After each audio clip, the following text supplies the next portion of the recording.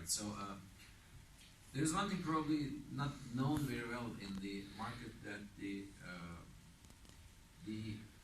60 to 70% of the cargo which is transported by air is transported in passenger aircraft, and only 30 or 30 plus is going on by the freighters.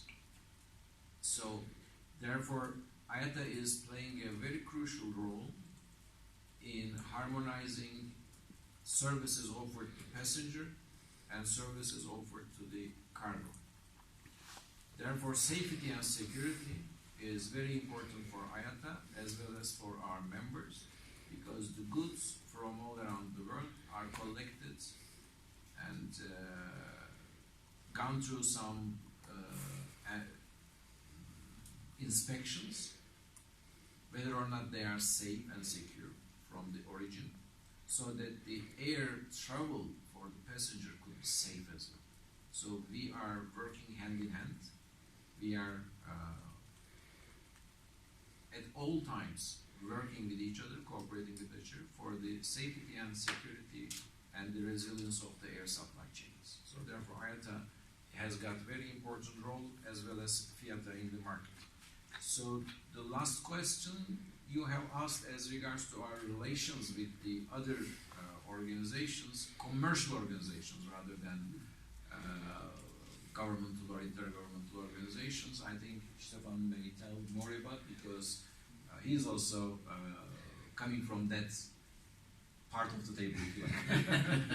So yes, you asked the question about the commodity trading companies. So you need to, first what I discover is that in the logistics we are mainly focusing on containers transport, but we also have members that are involved in the logistics of bulk or goods that are not necessarily on containers, because at the end we talk still about logistics.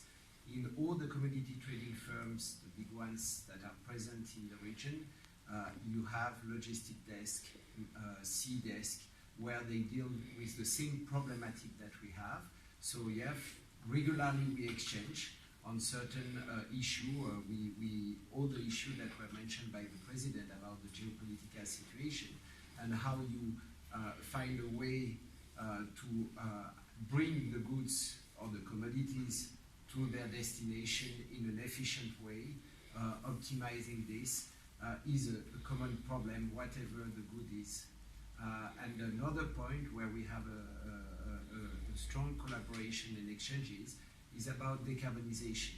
So FIATA is also very much involved and looking at the question of decarbonization, because we are a user of sea transport, and so we cannot just say, yeah, it's to the shipping lines to decarbonize, because the shipping lines could say, okay, we can decarbonize, and the shippers, so the end customer and the freight forwarder will pay for it.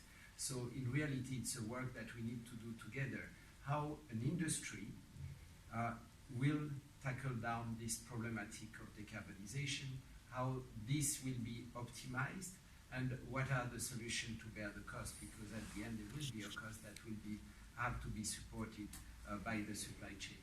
And in that we also work closely with the energy commodity trading companies here that have accumulated a lot of experience in decarbonization, in offset of carbon emissions, because they also went through this exercise. They decarbonize their fleet because they have their own fleet. And so today we can benefit of this huge expertise. They are participating also for some of them in the COP conferences. So we really can work with them in trying to see how the freight forwarders here can position itself, how we can develop services, support to our member in order to support the sustainability and decarbonization trends that is inevitable and is an effort of a whole industry in the supply chain. So I think here again, the synergies between FIATA, the headquarters in Switzerland, our members, and the Geneva and the regional ecosystem is very important and a big asset for an organization like us to create value for our members. I think I can add